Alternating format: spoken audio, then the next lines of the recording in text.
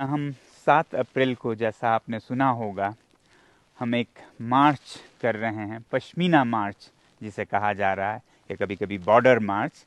तो जैसे महात्मा गांधी ने सत्याग्रह किया, उसी तरह हम अनशन कर रहे हैं। जैसे उन्होंने डांडी मार्च किया, उसी तरह हम पश्मीना मार्च कर रहे हैं। वो इसलिए कि आप लोगों को ज़मीन की हकीकत दिखा सकें कि बिना संरक्षण के 6वें शेड्यूल के हमारे जो चरवाहे हैं चांगथांग में, जो कि चीन के सीमा पर हैं, उनकी हालत क्या हो रही है।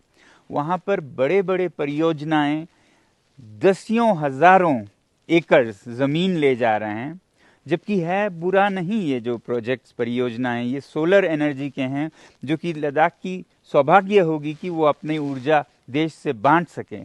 मगर जिस तरह से उनकी ज़मीन ली जा रही है, उनसे बिना किसी समन्वय के आप यहाँ से ज़मीन छोड़ देंगे, उनका ये सबसे बड़ा चरागा है। तो इस तरह का जो विकास है या विनाश है, ये लद्दाख को कहीं का नहीं रखेगा। तो ये आपको दिखाने के लिए कि किस तरह से अच्छे परियोजना भी उनसे बिना पूछे ज़मीन ले जा रहे हैं, और दूसरी तरफ फिर चीन का अतिक्रमण तो है ही, जिसमें कि हजारों किलोमीटर स्क्वायर के ज़मीन जा रहे हैं। तो ये चरवाहे आप बीच सड़क पर हैं कि ये अपनी बकरियां, अपने याक बेच दें और कुली बन जाएं या क्या करें।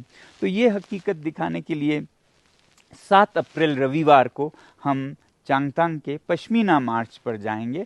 और ऐसा ही हमें बताया गया है कि भारत के बहुत शहरों में जो लद्दाख मित्र, फ्रेंड्स ऑफ लद्दाख हैं, फ्रेंड्स ऑफ नेचर, वो भी अपने अपने शहरों में, अपने राज्यों में ऐसे परियोजनाएं जो विकास के नाम पर विनाश हैं, वो दिखाएं।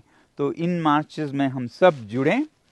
बाकी लद्दाख के इस संकट काल में जो सबसे बड़ी खुशी हमें मिली, वो ये कि देश के हर भाग से, बल्कि हर धर्मों के धर्मगुरुओं ने भी हमारा बहुत साथ दिया। और ये भारत की महानता है। आज मुझे जो हमारे शंकराचार्य जी हैं उत्तर के, उनका एक संदेश प्राप्त हुआ, और इससे हम बहुत ही प्रसन्न और पुलकित हो उठे हैं कि उन्होंने भी लद्दाख के इस समस्या को समझते हुए पूरे भारत को एक होकर लद्दाख का समर्थन देने के लिए आग्रह किया है। उत्तर भारत के शंकराचार्य पद पर प्रतिष्ठित होने के नाते, उत्तरामनाय ज्योतिषपीठाधीश्वर जगद्गुरु शंकराचार्य होने के नाते, हम अपने उत्तर क्षेत्र की संस्कृति से अत्यंत प्रेम करते हैं, लद्दाख की संस्कृति का समादर करते हैं, और वहां के लोगों के साथ अपने आप को खड़ा हुआ महसूस करना चाहते हैं। और इसीलिए हम लद्दाख की जनता से कहना चाहते हैं कि आपके इस आंदोलन में हम पूरी तरह से आपके साथ हैं। अनुरोध करते हैं भारत की सरकार से कि आपने लद्दाख का जो लोकतांत्रिक स्वरूप था, उसको उनसे छीन लिया है। कृपया, जैसे जम्मू कश्मीर में उनकी असेंबली की संभावना है, उसी तरह से लद्दाख को भी लोकतांत्रिक स्वरूप में बने रहने दीजिए। वहां के लोगों की अपनी संस्कृति है, सभ्यता है, उनकी जीवन शैली है, उसमें हस्तक्षेप न करिए। उनको उनके स्वरूप में रखते हुए हम उनको अपने साथ रखना चाहेंगे। यही हमारा कहना है। आशा है कि केंद्र की सरकार, जिम्मेदार लोग इस बात को समझेंगे और एक अच्छे भले व्यक्ति को इस तरह से तिल तिल करके मरने के लिए अकेला नहीं छोड़ देंगे। मैं फिर आप लोगों से जुड़ूंगा।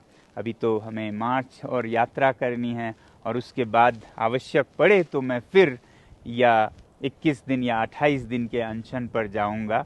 मगर उम्मीद है, आशा है कि ऐसा करने की ज़रूरत न हो, और सरकार हमारी व्यथा और अपने वचन जल्दी ही याद करेंगे।